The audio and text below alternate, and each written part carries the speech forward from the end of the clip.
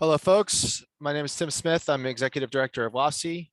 I use he, him, his pronouns, and this is the State of WAFC Field Usage webinar for summer 2022. The goals of this webinar are to educate members about WAFC's current field access and the impact that our field access has on our programs and also our player experience. The second goal is also to address some frequently asked questions that we receive from WAFC members about our field usage. This will be the first of a two-part webinar series. The second webinar, called The Importance of WAFC Field Stewardship, will be published later this month, June 2022. So real quickly, this is a list of the fields and facilities that WAFC is planning to use or has already used for 2022. This is a slightly shorter list than we would expect in a typical year due to some program cancellations last winter from the Omicron surge. And also just some fields that WAFC has used in the past have not really gotten back online for rentals yet since the pandemic. So, but this is the list we're working with this year. A new feature building off of that list, which will be available on the WAFC website by the time that these webinars are published, is the WAFC Field Info Sheet, which you can find on the Fields and Venues portal of the WAFC website. This is an information sheet for WAFC members that includes details on the fields we use, including cancellation hotlines, bathroom access at fields, closest metro, what the dog policy is, and other information that should be helpful for WAFC members when planning to use certain fields. So let's get into a little bit of the criteria for WAFC field rentals. So I'll go through this list really briefly. The first one highlighted is residency of WAFC members, and I'll explore that in further detail here in a second. Location, obviously very important, both for getting to fields and parking there if you're driving, but also the local neighborhood and community where the fields are located. Field quality is obviously very important. The dates and times are important. The cost of the fields is very important. And also the calendar and seasons. So different fields have different access opportunities depending on the time of the year and what we're looking to run with programs. So that's pretty relevant in when we're planning our field rentals. So a little bit more about residency.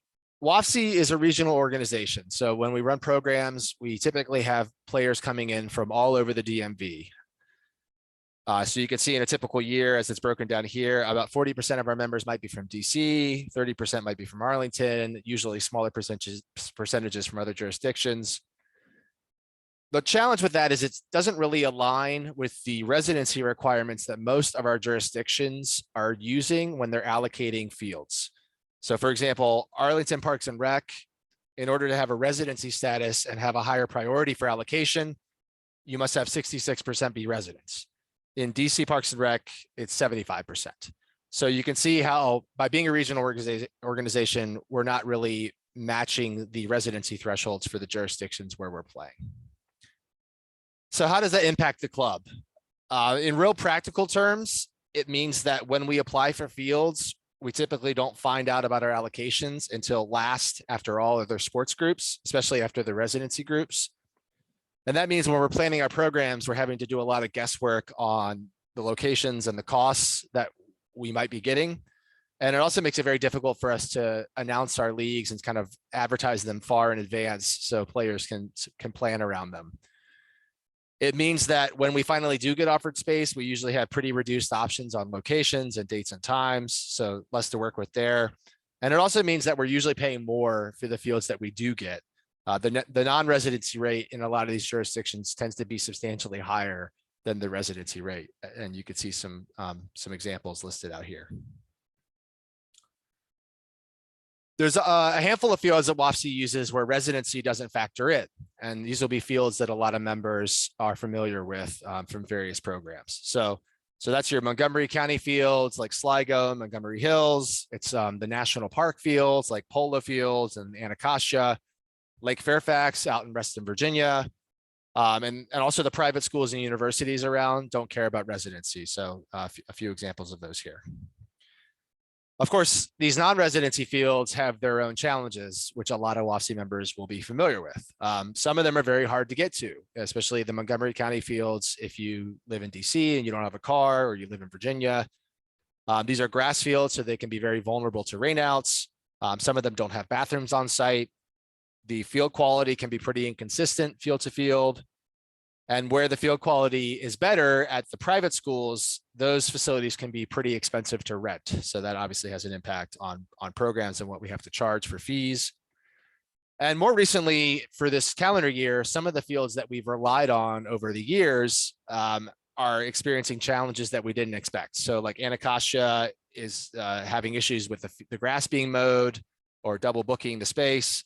Polo Fields has a new online reservation system where WAFC can't really get the permits that we relied on in the past. So we're experiencing new challenges on some of our most dependable fields. So historically, WAFC has tried to address some of these field challenges by regionalizing some programs. And so for summer leagues dating back to 2018, we've attempted to have a DC-based and an Arlington-based summer league. And that's had some benefits for players in those leagues, obviously more convenient field locations, easier to travel. It helps us control our costs, particularly with Arlington. The challenges there is when we start splitting up our leagues into smaller regions, it becomes very difficult to control other factors about leagues, including the getting the skill level right for what we're targeting. The gender balance for mixed league can be harder to nail down based on who registers. And of course, those are for hat leagues typically. For our bring your own team leagues, the big click leagues where everyone's making their own roster, the residency requirements aren't being met. So it's very difficult to really work with these residency requirements in those larger teams where you have your own rosters. So there's a lot of big picture questions swirling around WAFC and these field access issues. And so on that click league issue in particular, moving forward, one big question is what's going to be most important for these teams and players? If folks want the flexibility to play with their friends, regardless of where they live in the region, we may continue to rely on these non-residency fields where the criteria are much more flexible. But getting better access to fields and getting higher quality fields may require us to lean into residency requirements for things like click leagues as well. On the back end, as WAFC considers different options to kind of make residency work and explore that with different jurisdictions, we'll be working on sort of what guarantees those efforts will bring for better access for fields. But also as we look at improving our field access, we'll be weighing that against other criteria of our program. So if getting better fields means making compromises or sacrifices on other aspects of our programs, whether it's registration fees or the quality of the skill level or competition or the mixed gender balance for mixed leagues, these are some pretty significant factors that we'll have to weigh against each other. So the current situation in summary is that field access in our region is very complicated. It's always changing. The sustainable solutions that WAFC could lean into may seriously involve some changes to how we run our programs. So as we move forward, WAFC leadership is going to have to engage our membership pretty heavily on sort of identifying these priorities and thinking about the trade-offs for what it means to sort of pursue better fields where we want to play. A final note on this, and this will be explored more deeply in the second webinar of this series in a couple of weeks, is because getting access to fields in our region is so challenging, it's super important that WAFC be good stewards of the fields that we do use, because a lot of times having positive relationships with these field authorities and the local communities around the fields can really make a difference in getting continued access to the future. So just a reminder to always be a good guest on the fields that we use. So breaking into a little bit of the frequently asked questions that WAFC will get about fields, and I'll try to go through these pretty quickly as I address some of that already in the webinar. First one, how come WAFC doesn't get Fields of Virginia for Click League? Really, it's just as simple as Click League doesn't meet the residency requirements. So that program in particular is not going to get fields, but also in the spring and fall, especially, we would compete against a lot of in-county programs, especially youth sports in Fairfax and Arlington. And there's just not enough fields and facilities left over after those programs do their schedules for WAFC to hope to get access, especially if we're coming in as a non-resident program.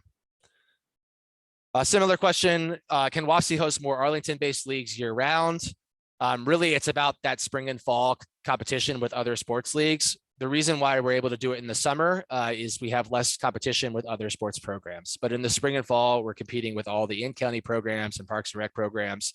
Makes it very difficult for WAFC to host Arlington-based stuff in other seasons of the year. One growing concern that we've heard more and more about is bathroom access for the fields that we do get, especially the Montgomery County fields for click leagues and other leagues. It's a pretty complicated situation, but the short sort of summary is the agency that permits the fields to WAFC does not actually manage the sites and the school campuses. So the locations are managed by the schools themselves. When WAFC has asked the schools for getting porta potties installed, we've been denied when we have asked. And the option that has been presented to us is to pay for the right to access the school, which for the places where that's possible is as much as 7 times more the cost that we pay for the fields themselves. So currently the way our programs are set up, that's not something we can realistically fit into our budget. So we don't really have a short-term solution to getting porta potties or something like that at fields like Sligo. But the new WAFC field info sheet at least has a list where you can see where bathrooms are on site and where they aren't, so that members can see that and kind of plan ahead, knowing whether there's going to be a bathroom on site. And a final FAQ, why doesn't WAFC have backup fields when games are rained out? Typically, when we get fields, we schedule everything that we get. So we wouldn't have backup fields anyway, because we don't want to waste space. We don't want to pay for space and not use it. We also don't want to waste it when other groups might want to use it. The exception to that has always been these click leagues in spring and fall, where we have gotten a lot of space through historical use permits in Montgomery County. So people will be familiar that we do accommodate some buy requests for those leagues. We can reschedule games in some instances. What's changing there is because of changes to these other dependable fields like Anacostia and Polo fields, we are losing some of our flexibility overall on the available fields in those programs. So in the big picture, our flexibility to have extra fields is getting smaller and smaller over time.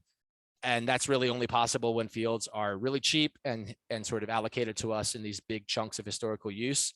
As that continues to change, WAFC won't really have backup fields at our disposal to allocate towards rainouts and things like that. So that's just a kind of a developing change in our programs.